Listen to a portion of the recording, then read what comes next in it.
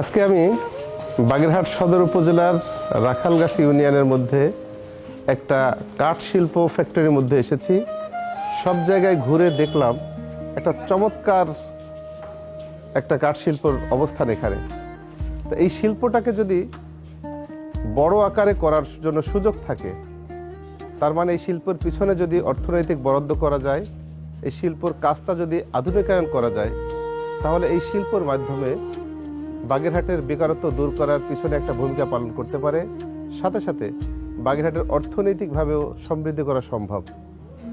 তো আমি অবশ্যই এই বিষয়টা দেখে আজকেই সিদ্ধান্ত নিতে পারি, যদি বাগেরহাটবাসী কচুয়াবাসী আমাকে তাদের সেবক হিসেবে দায়িত্ব দেয়, তাহলে অবশ্যই এই শিল্পটাকে ইনক্রিজ করার জন্য, বাগেরহাটে আরও সুন্দর করার জন্য আমি নজর দিব এবং এই শিল্পটাকে বাংলাদেশ সহ বিশ্বে ছড়িয়ে দেওয়ার জন্য বাস্তব পদক্ষেপ গ্রহণ করব।